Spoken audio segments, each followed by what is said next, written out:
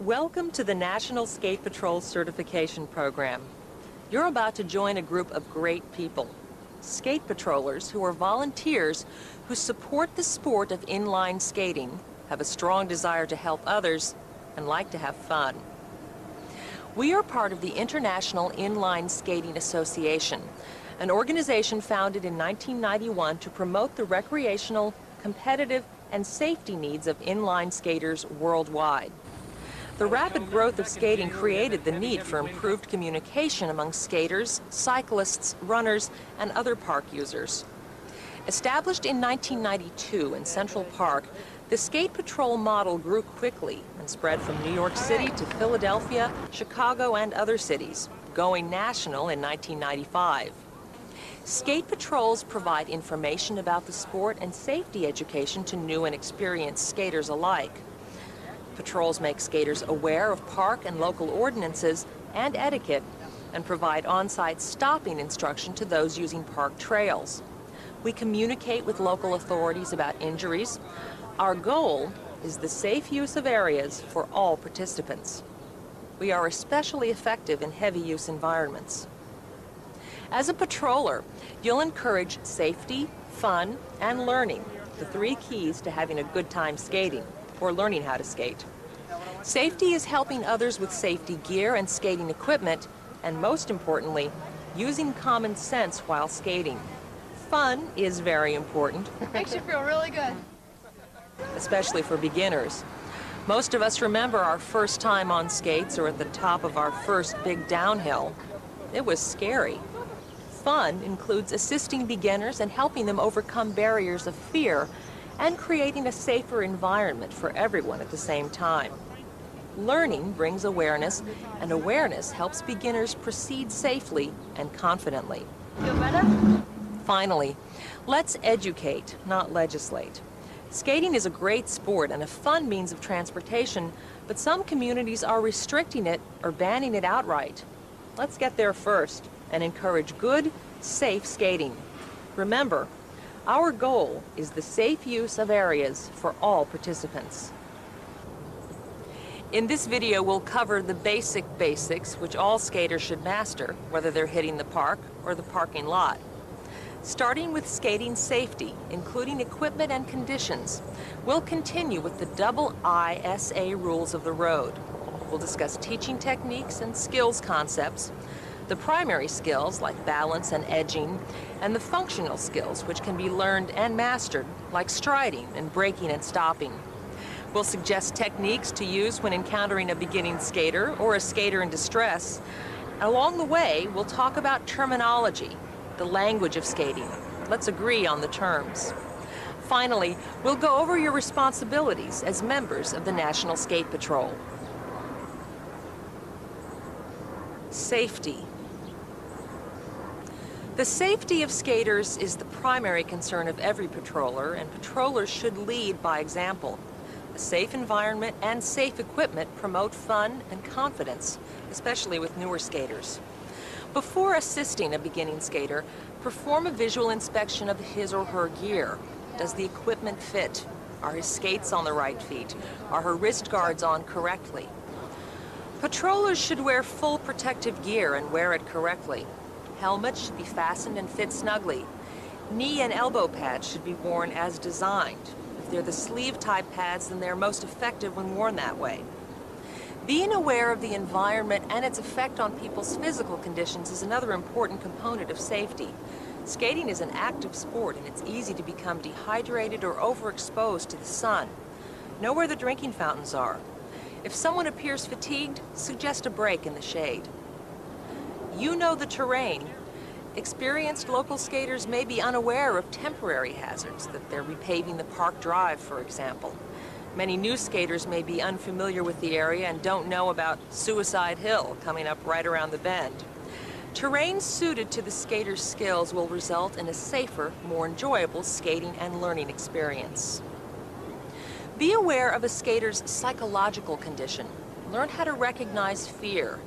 Let them know that fear is natural and diminishes with practice and experience.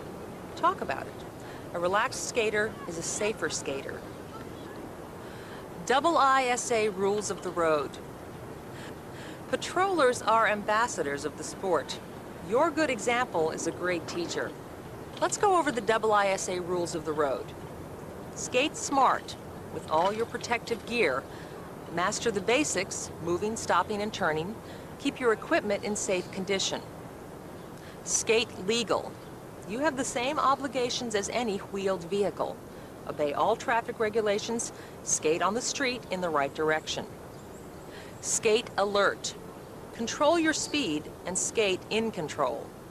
Watch for road hazards and be sure to avoid water, oil, sand, and leaves. Don't skate in heavy traffic. Skate polite. Skate on the right, pass on the left. Announce your intentions by saying, passing on your left. Always yield to pedestrians. Skate smart, legal, alert, and polite. Teaching. One of the primary functions of the National Skate Patrol is education. We like to keep skaters informed about the local environment, ordinances, and etiquette. But a lot of your time will be spent with the people who are trying skating for the first or second time and haven't mastered the basic skills. New York's Central Park has 2 stopping clinics to assist the large volume of renters and new skaters who turn out on a nice weekend. Sometimes 150 or more people get stopping lessons. Often you'll encounter people on trails or drives who need a little lesson on the spot. We've already talked about what to look for when you come upon a new skater who may be in an uncomfortable position, about being aware of the skater's equipment and physical condition and the environment. Now let's talk about the teaching model we use for helping that skater feel more secure and in control. You are likely to be the first instructor that a beginning skater encounters, and as such, you will enter into an active partnership with the skater. During a brief and well-organized lesson, you'll be able to introduce and develop a full spectrum of behaviors and strategies that will result in a successful learning experience and an improved skating experience for the skater. Our teaching model is composed of 5 sections: setting the goal, teaching to the goal, utilizing techniques and principles that ensure learning the goal, monitoring and adjusting to the skater's performance, and providing closure. Phew. Let's take them one by one. When you first talk to the skater, you will learn a little about the skater's experience and expectations. As I approach him, you think of a tactful way to approach someone. You want to be positive. You know, like, hi, how are you today? You having a good time? Wonderful. Well, good. How's your stopping going? Talk to the skater and agree on an appropriate goal, such as a heel stop.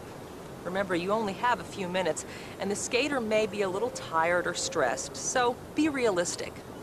You want to offer in a nice way, and he can refuse if he wants. So would you like me to give you a little start-stop lesson? They're free today. Please. Okay, so he can say, no, I don't want it, or you just offer, okay? Don't say, I'm here to give you a lesson, okay? You want to be positive about it. Ask him if he needs one. He says he does, and he wants one, so then you can go ahead and start. We've set the goal, so now we'll choose some appropriate activities to work toward it. You'll break the goal down to a few component steps which, when practiced and combined, might lead to the successful execution of a braking maneuver. All right, I'm just going to explain a couple things to you real quickly here, and I'm going to do it a little bit slower for you guys, but normally you would do it very quickly.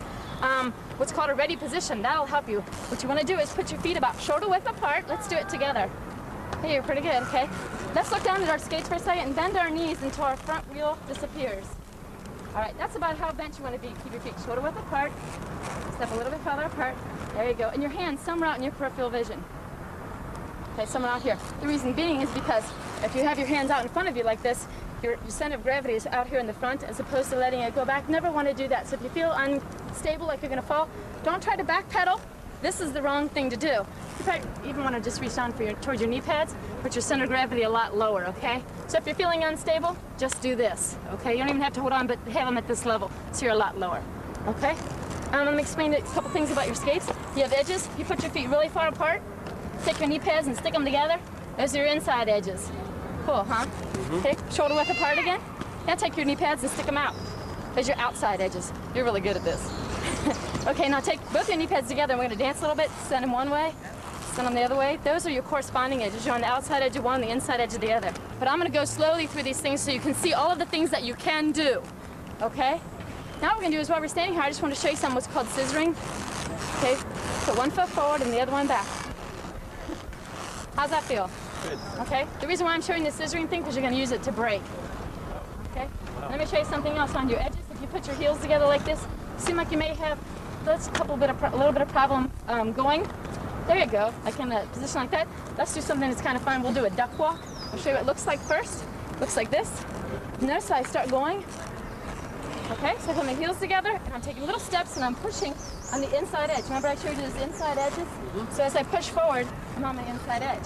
Always stay in front of them because I don't know how to stop yet. Okay? It seems kind of weird, you know, well, just send them towards something that they're not going to hit or anything. You're like in that direction where there's a wall.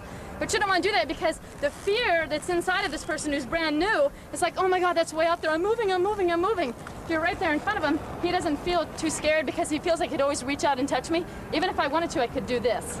And he could even reach and hold up, put his hands up against mine if he wanted to. But I will never do this. Reach out and grab hold of him, okay? It's one thing you don't want to do. Don't reach and touch your students, okay?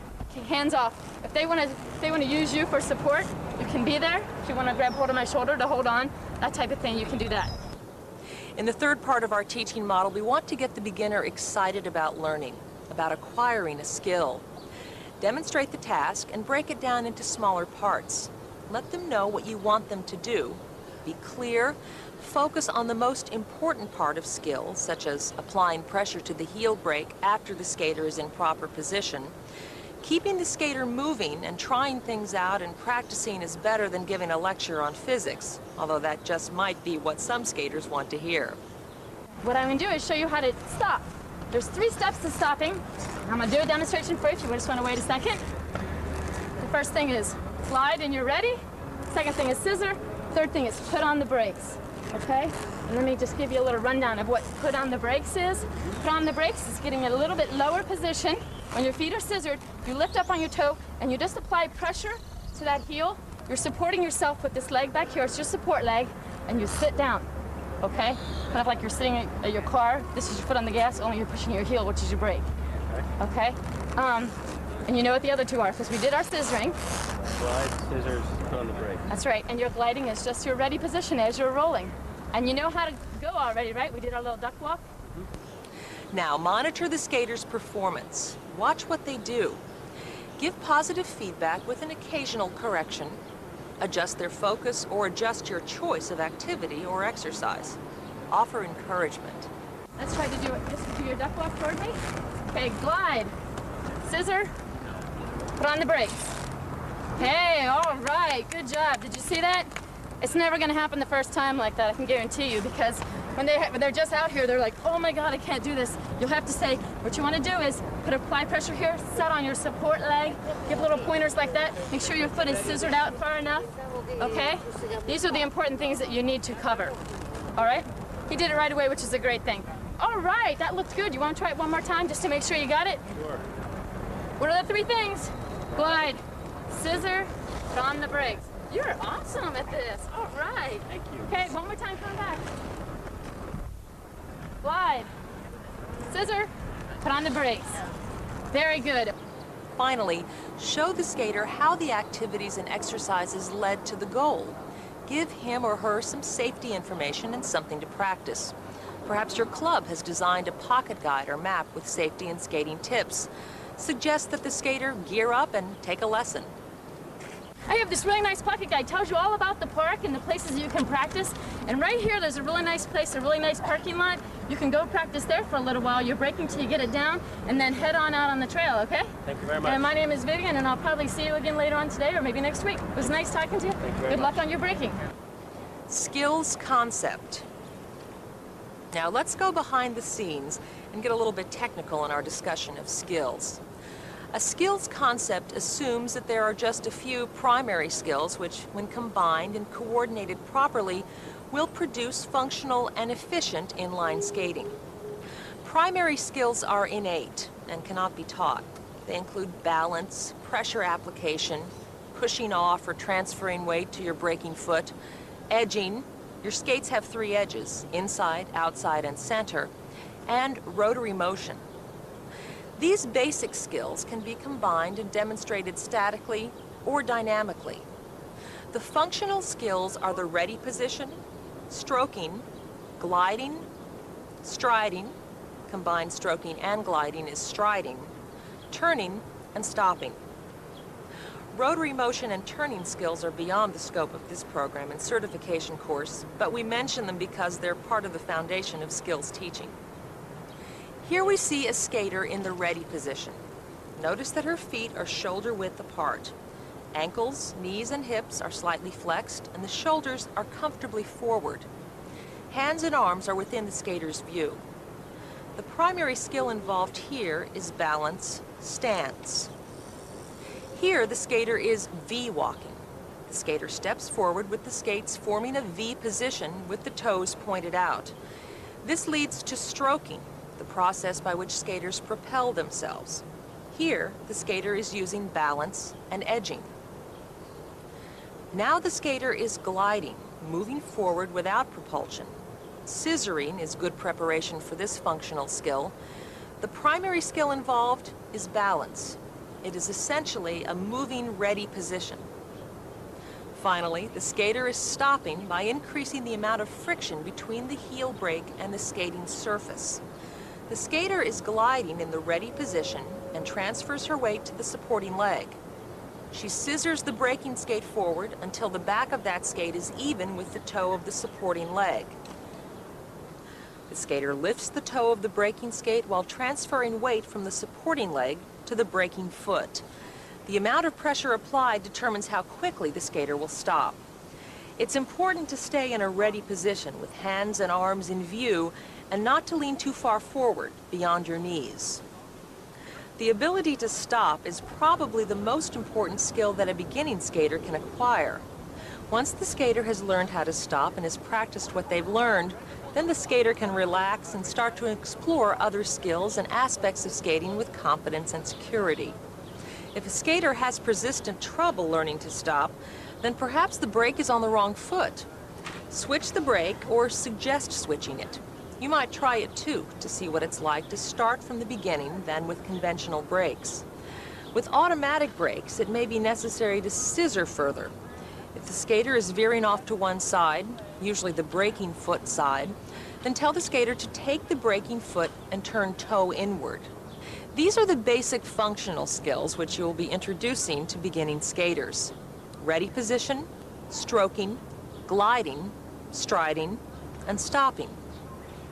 There are other tips which you might offer to beginners. Perhaps they should practice the basic functional skills on grass before moving to pavement. Start with static maneuvers and move to dynamic progressions. In an emergency, they might want to move from the pavement to the grass. Start braking at the top of the hill. If you're feeling wobbly, grab your knee pads. It will stabilize you. It's okay to take your skates off and walk down a hill if you think it's too steep. It's the smart thing to do. A beginner in the street will be better off in a parking lot. There's less stress there and will be easier to learn. Show how the slide plates on all the protectors work. Remember the 5 points of the teaching model. Set a goal and then teach to it. Break the goal down to bite-sized chunks which are easily digestible. Monitor the skater's performance, provide positive feedback, and adjust his performance or your activities or exercises. Finally, provide closure.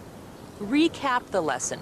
Pitch a little safety in your lesson, and another slightly more confident, safer skater is on his way.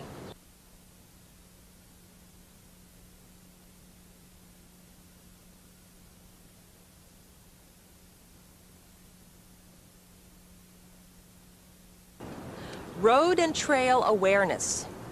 Skaters are everywhere these days. They're in the parks, on the streets, on trails, and in rinks. They come in all sizes, shapes, and colors, and all ages, too.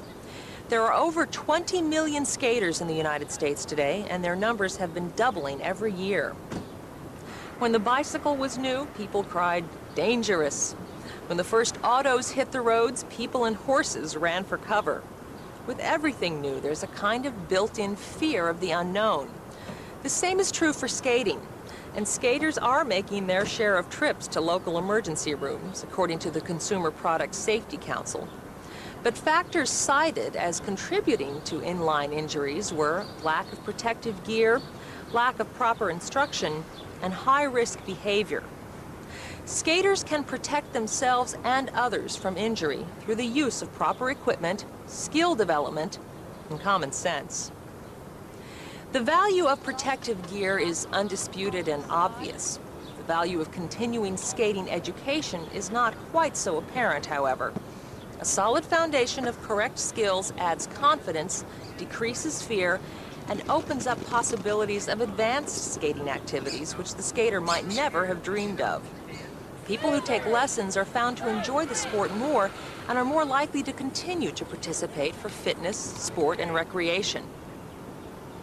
So now that you've emphasized helmets and wrist guards and pads and taught them how to stop, they want to join you on your group skate. This is where the common sense part of the picture comes in. Anticipation, combined with awareness of the environment, is a great skill to develop. When you anticipate your actions, you minimize the amount of braking you do by paying attention to traffic and conditions and timing. You can alter your speed by stroking and coasting and time your arrival at the traffic light so it's green when you get there. Anticipate the flow of traffic and the terrain, and of course, be alert for potential hazards. Skating with others is a great way to improve your skills. It's fairly easy for skaters of differing levels to skate together, and skaters who draft or skate close together in a line benefit from reduced wind resistance and longer, lighter skating. The stronger skater leads and can challenge his abilities, while the slower skater trails, learns technique, and benefits from the windbreak. And learning a little jumping can be a good thing. We're not talking about going for air, but rather the ability to jump over small obstacles and roadkill. Practice on the grass first. Start your jump from the ready position and keep your arms low. Communication with your group is another part of common sense. Lead skaters should call out "car up" when a car is approaching from the road ahead. Skaters in the back should call out "car back" when a car is coming up in the rear. Skaters in the middle of the group should pass these messages forward and backward so that everyone is informed. Skaters who trail the group, sometimes called sweepers, should be strong so that they can skate to the front and communicate the status of the slower skaters to the trip leaders. Finally, skating on the street requires that skaters really know how to skate in control and cooperate with other vehicular traffic. Where the road is narrow and traffic is approaching, skate skinny in single file. Decrease the intensity of your push and shorten your stroke or glide. Wave the car past to indicate to the driver that you are aware of his presence and you are skating under control. Road and trail awareness really means skating safely and responsibly. Wear protective gear, develop your skills, and use common sense and courtesy. Remember SLAP, skate smart, skate legal, skate alert, and skate polite. When you pass this course, you become part of the National Skate Patrol.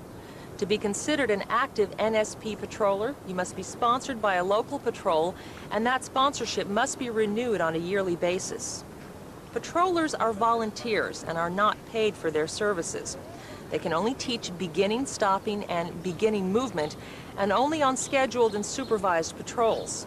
However, if you find that you really enjoy teaching and meeting new skaters, you might be interested in the ISA ICP.